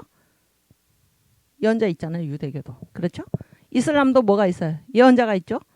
마호메트가 뭐라는 겁니까? 예언자라는 거잖아요. 그러니까 구조가 그렇다 그러는 거예요. 구조가. 근데 이 예언자적인 종교 중에 가장 대표적인 게 무엇입니까? 기독교입니다. 기독교. 우리가 믿는 신앙이죠. 그래서 다시 한번 얘기를 정리하면 정리한다기보다 이게 3의 구조라는 사실을 늘 기억하시기를 바랍니다. 그래서 여기 제가 여기 아까 그 강의한 13번. 우리 여기 채팅창이 아주 감사합니다. 이렇게 반응을 다 써주셔서 어머나 위험하죠. 신비주의 위험합니다. 그래서 기독교는 신비주의가 아닙니다. 신비주의가 아니에요. 네, 이거 올려주세요. 그래서 이제 기독교하고 신비주의는 이토록 다른 것입니다. 다 아시겠죠? 다 아시겠죠? 그러면 하나님께서 우리에게 말씀을 주셨을 때 이 말씀을 내가 가지고 있으라고 주신 것이 아니잖아요. 가서 어떻게 하라는 것입니까? 가서 선포해라 그러는 거예요. 선포해라. 에스겔한테 뭐라고 그랬습니까? 그들이 듣든지 안 듣든지 가서 선포하라. 예레미야에게도 그런 말씀하셨죠. 사람들이 안 듣는다 그런 거예요. 그런 거 네가 신경 쓰지 말고 너가 할 일은 무엇인가? 예언자인 네가 할 일은 무엇인가? 가서 전하라. 가서 전하라. 아멘. 이것이 우리의 자세입니다. 우리의 사명입니다. 듣든지 안 듣든지. 예수님도 그런 말씀을 하셨죠. 때를 얻든지 못 얻든지 가서 전하라. 아멘. 그래서 이 세상의 형편에 우리가 신경 쓸 것이 아니라 우리는 강권해서 데려다가 내 집을 채우고 그래서 하나님의 일이 우리에게 맡겨졌고 우리는 하나님의 일을 이 세상에서 펼치도록 되어 있다. 그런 얘기입니다. 근데 여기 네 번째 지금 우리가 네 번째 하고 있는데 기도의 내용 그러니까 이제 이것도 제가 그 정광 목사님 설교에서 어딘가에서 들었어요. 어딘가 잊어버렸는데 성령 세례 그 7대 명절 설교를 하시면서 그 잠실동 교회에서 하신 설교에 나오는데 그러니까 어떤 자세로 성령을 받을 것인가 강청함으로 받아야 된다 이런 말씀을 하시면서 그러니까 예수님께서 그 말씀을 어디서 하셨나 그런 얘기예요. 누가복음에 보면은 누가복음 6장에 6장인가요? 6장이죠. 그래서 11장인가 6장인가요? 주기도문이?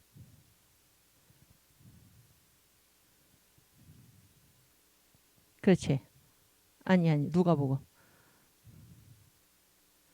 11장인가? 11장인가 봐. 11장. 누가복음 11장. 그렇지. 여기 보시면 여기 보여주세요. 그래서 이제 예수께서 그러니까 1절에 보면은 예수님께서 기도하시는 걸 보고 제자들이 우리도 기도 가르쳐 주세요. 그래서 예수께서 뭐를 가르쳐 주셨습니까? 주기도문이죠. 한번 읽어볼까요? 예수께서 이르시되 너희는 기도할 때 이렇게 하라. 아버지여 이름이 거룩히 여김을 받으시오며 나라의 임하옵시며 우리에게 날마다 일용할 양식을 주옵시고 우리가 우리에게 죄 지은 모든 사람을 용서하오니 우리 죄도 사하여 주옵시고 우리를 시험에 들게 하지 마옵소서 하라. 그래서 이게 주기도문이 무엇입니까? 너희가 이렇게 기도하라. 기도의 내용이죠. 기도의 내용. 그 다음에 기도의 자세. 그 밑에가 이제 기도의 자세인데 어떻게 기도를 할 것인가. 띄워주세요. 네. 그래서 이제 어떻게 기도를 해야 되나. 뭐 밤중에 너희 중에 누가 벗이 있는데 밤중에 그에게 가서 쭉 나오죠. 그래서 쭉 위로 이제 밑으로 내려보시면은 8절 내가 너희에게 말하노니 비록 벗됨을 인하여서는 일어나 주지 아니할지라도 그 강청함을 인하여 일어나 그 소용대로 주리라. 그래서 기도의 방법은 무엇입니까? 강청입니다. 강청. 그래서 9절 읽어보면 여기 뭐 유명한 말씀이죠. 이게 다 기도의 자세를 가르치실 때 예수께서 이 말씀을 하셨다는 얘기예요. 구하라. 그러면 너희에게 주실 것이요. 찾으라. 그러면 찾을 것이요. 문을 두드리라. 그러면 너희에게 열릴 것이니. 그래서 밑으로 내려보시면은 그래서 뭐 생선 얘기도 나오죠. 생선을 달라고 그러는데 누가 뱀을 주면 이렇게 말씀을 하시면서 11장 13절 같이 읽겠습니다. 너희가 악할지라도 좋은 것을 자식에게 줄 알거든 하물며 너희 천부께서 구하는 자에게 성령을 주시지 않겠느냐 하시니라. 아멘.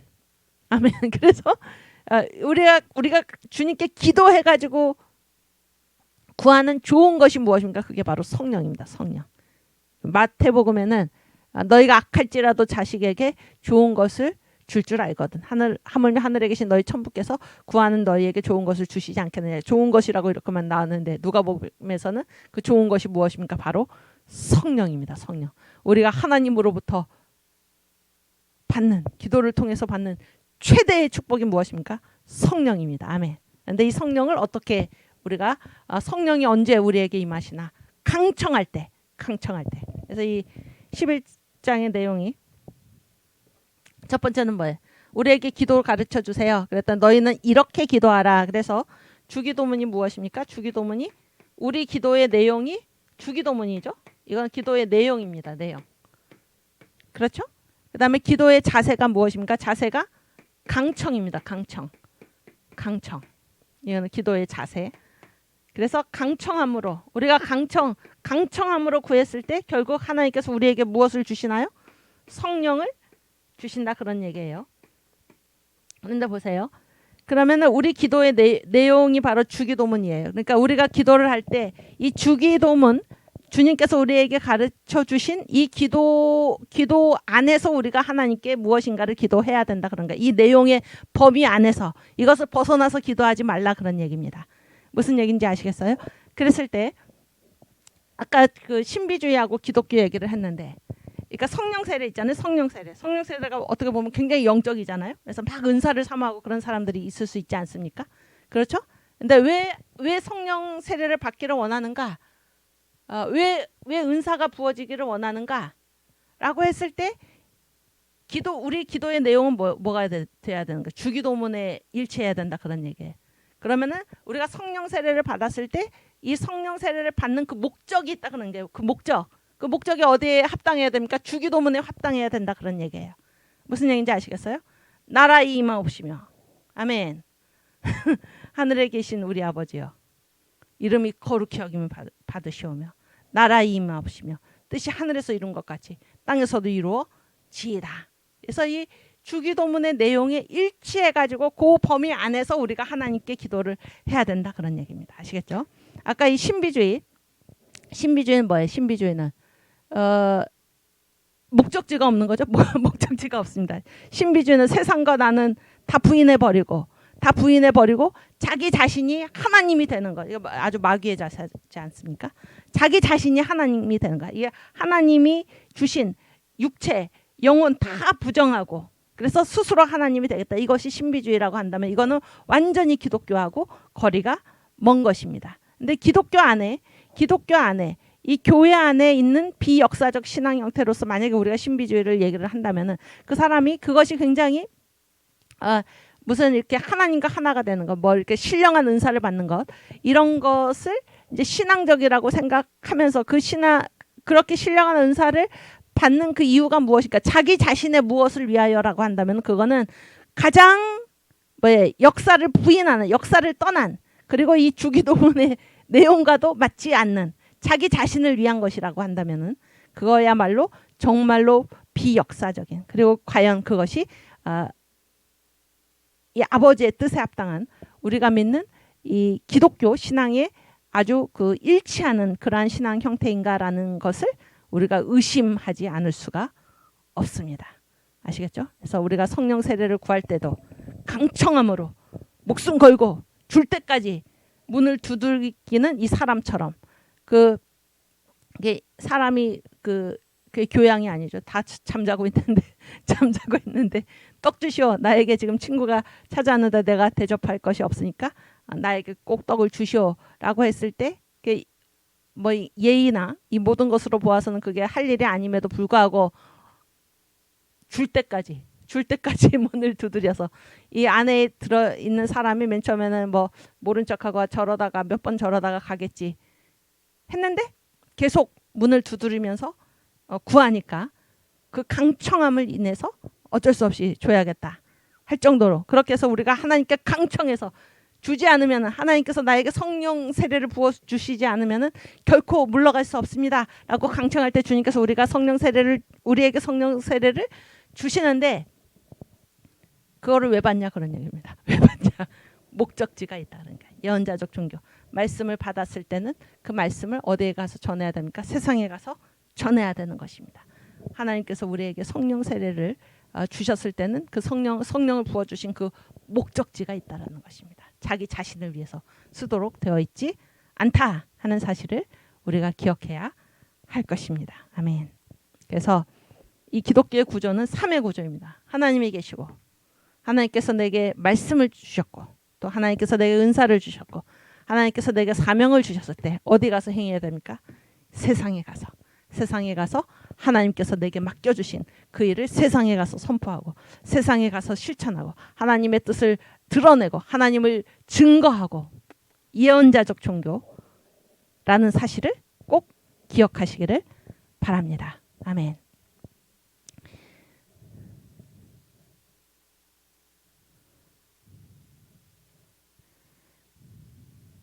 네. 그래서 우리가 이제 하나님의 일을 할 때 어떻게 일을 해야 하나 그런 건데, 그러니까 그 10계명 2계명에 보면은 뭐예요? 우상을 만들지 말라 그랬잖아요. 우상을 만들지 말라. 그래서 이제 우상을 만들지 말라 하는 것이 이제 어느 정도까지인가 그런 얘기죠. 그런 얘기예요. 그랬을 때 이 우상 중에서 아주 이제 그 신앙생활을 깊이 하신 분들은 우상 중에서 뭐가 그분들의 이제 우상이 되는 것입니까? 하나님의 일이라는 우상이 있다 그런 얘기. 하나님의 일. 아시겠어요? 그러니까 내가 지금 하나님의 일을 한다는 거죠. 하나님을 일을 하면서 누구보다 하나님의 일을 더 앞세웁니까? 네. 누구보다 하나님의 일을 더 앞세우나요? 하나님보다 하나님의 일을 더 앞세워서 일할 때가 있다는 것입니다. 그렇죠? 그러면 그게 뭐가 되는 것입니까? 우상이 된다 그런 얘기예요. 우상이 된다. 그래서 그 골로새서 1장 16절 말씀 우리가 같이 읽겠습니다.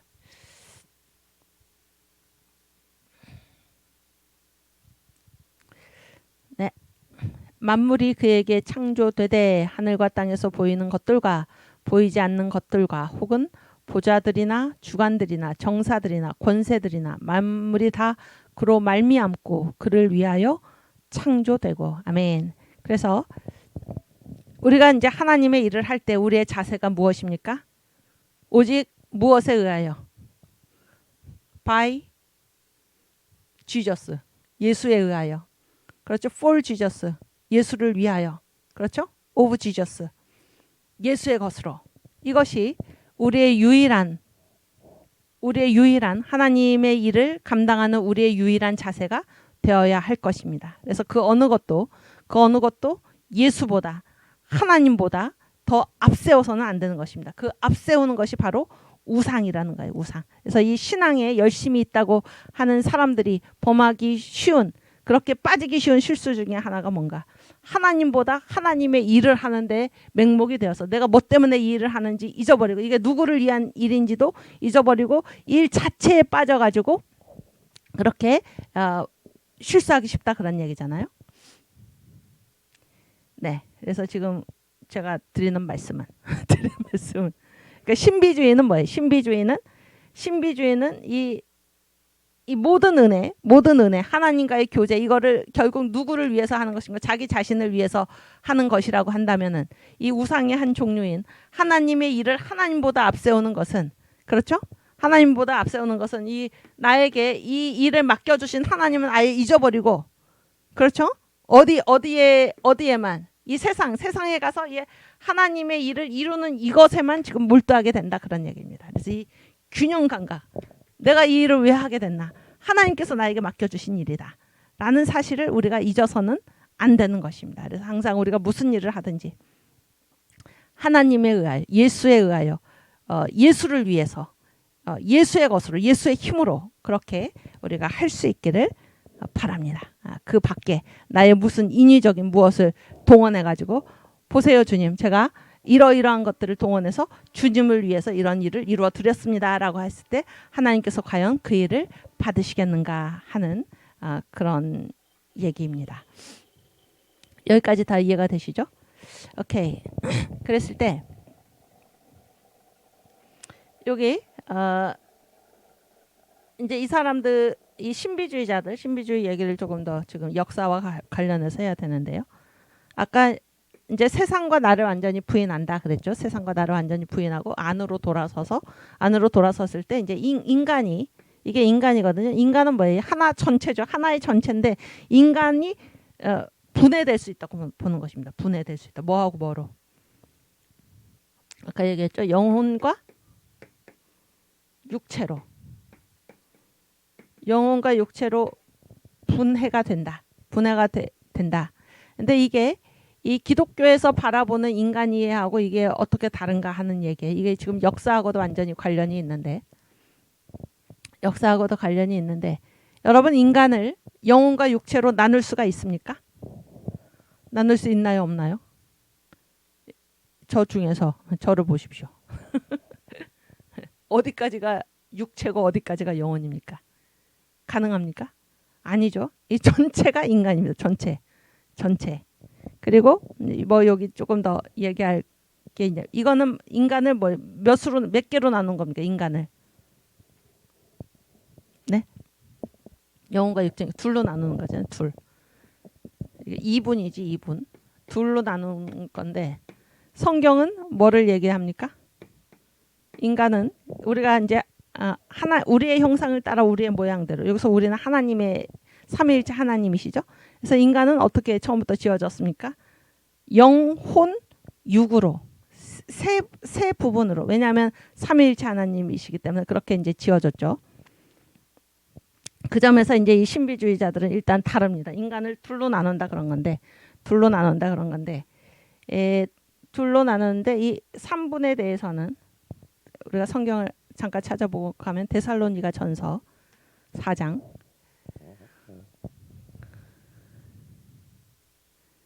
6절인가요? 아닌데 그 밑에, 더 밑에 또 16절인가? 응? 온 몸과 뭐 그런 얘기가 나오는데,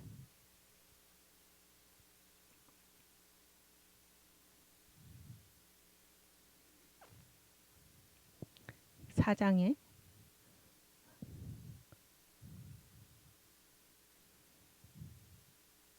이 성경 말씀을 내가 딱딱 외워야 되는데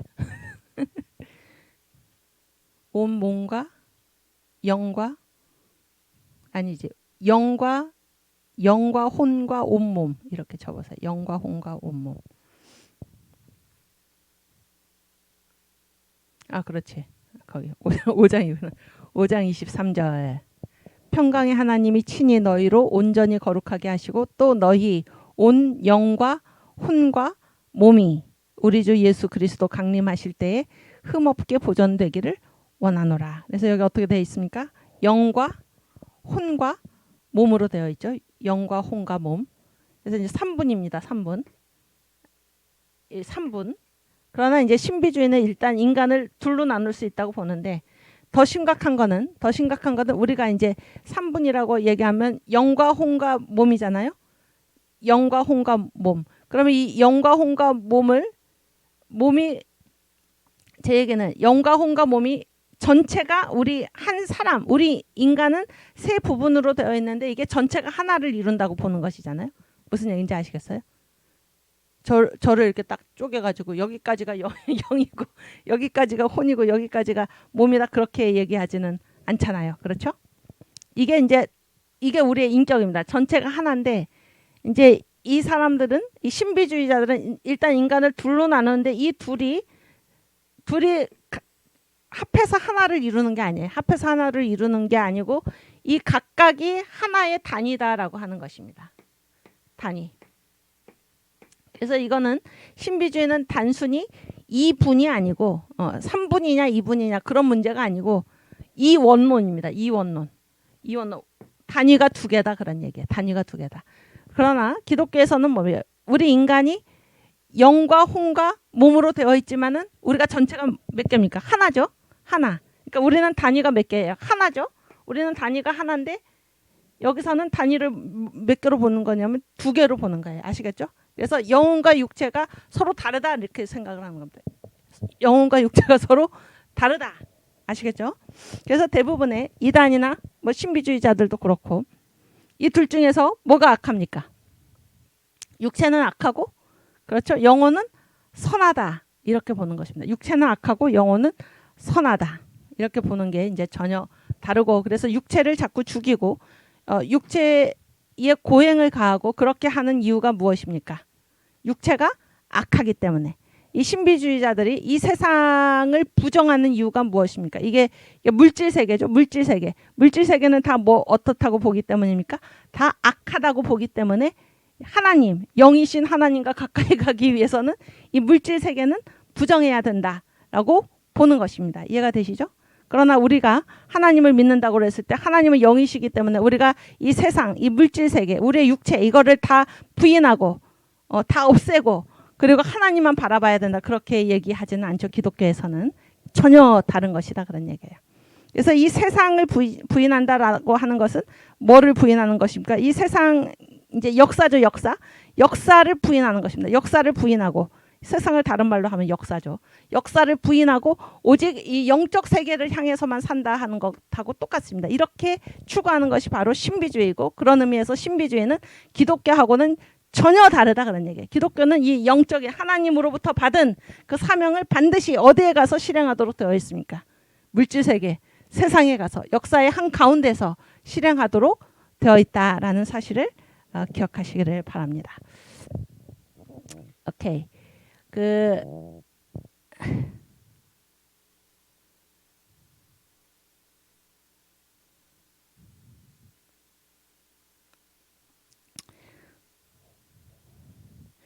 이제 네, 제가 뭐 이렇게 너무나 할 말이 많아가지고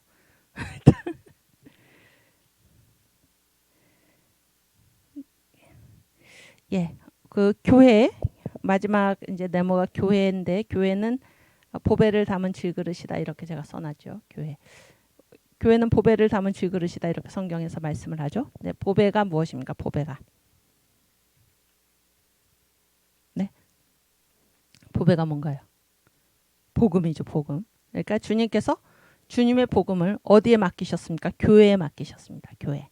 그래서 교회는 이 보배를 담은 질그릇인데 여러분 보배하고 질그릇은 어떻습니까? 가치에서 어떻습니까? 비교가 안 되죠. 질그릇이 뭔지 알죠? 이렇게 그 진흙으로 만든 톡이죠. 톡이. 가치가 아주 없는 것입니다. 그런데 하나님께서는 주님의 복음을 어디에다가 맡기셨나? 이 질그릇과 같은 교회에다 맡기셨다 그런 얘기예요. 무슨 얘기인지 아시겠어요? 그래서 이거를 영어로 만약에 표현을 하면은 교회는 누가 세우셨습니까? 교회는 누가 세우셨나요? 하나님이 세우셨죠. 하나님이 세우셨는데 이 교회를 구성하고 있는 사람들은 어떻습니까? 누구로 구성되어 있습니까? 인간으로 구성되어 있죠. 제가 여기 써놨죠 지금. 디바인. 교회는 거룩하게 세워졌는데 하나님께서 세우셨으니까 거룩하게 세워졌는데 그 안에는 누구로 구성되어 있습니까? 인간으로 구성되어 있는 것입니다. 그래서 이 하나님께서 거룩하게 세우셨는데 누구로 구성되어 있나? 인간으로 구성되어 있는데 이 인간은 어떻습니까? 인간은 의롭습니까? 의롭지 않습니까? 교회 안에 있는 사람은 하나님이 우리를 의롭다고 인정하시죠. 인정하시지만 그 의로움이 우리 자신한테 근거가 있는 게 아니죠. 우리의 실제는 뭡니까? 우리는 죄인이죠. 죄인이죠. 그렇죠? 죄인이나 의롭다고 인정을 받은 것입니다. 무슨 얘기인지 아시겠어요? 그랬을 때 이 하나님께서 세우신 것하고 우리의 현 모습하고 뭐가 있습니까? 이 갭이 있습니다. 갭. 여기 간격이 있다 그러네요. 간격. 무슨 얘기인지 아시겠어요?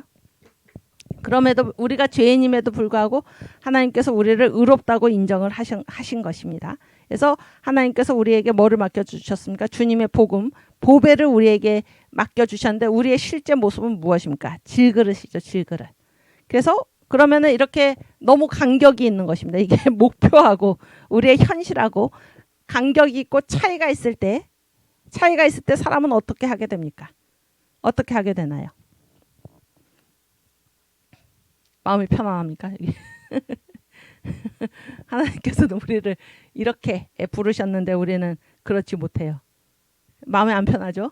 어떻게 교회가 그럼 계속해서 어떻게 하려고 합니까? 우리의 부족함에도 불구하고 하나님께서 우리를 부르신 그 목표에 도달하고자 애쓰는 것입니다. 아시겠죠? 이게 바로 그 보배를 담은 질그릇이라는 말입니다.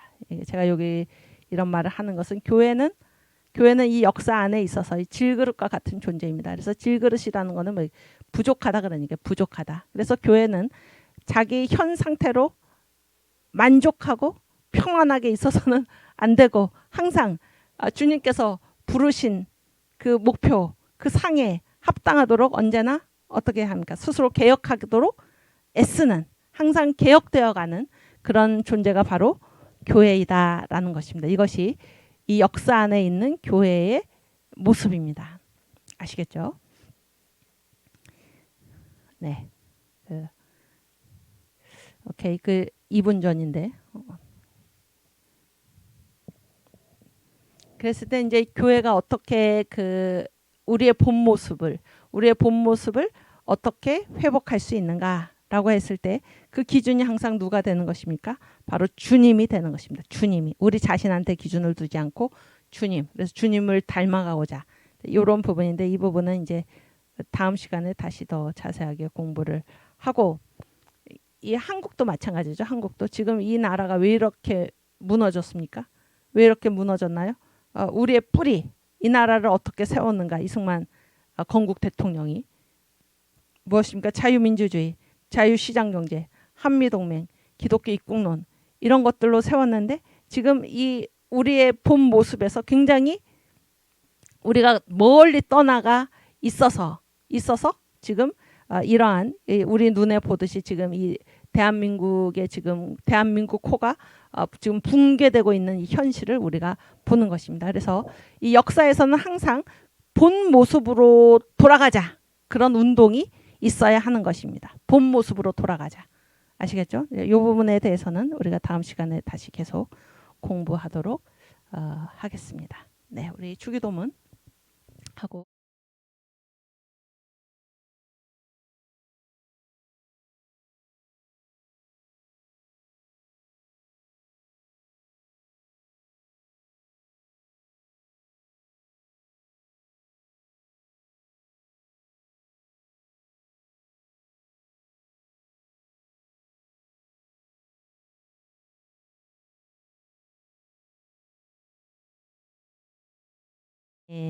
네, 감사합니다.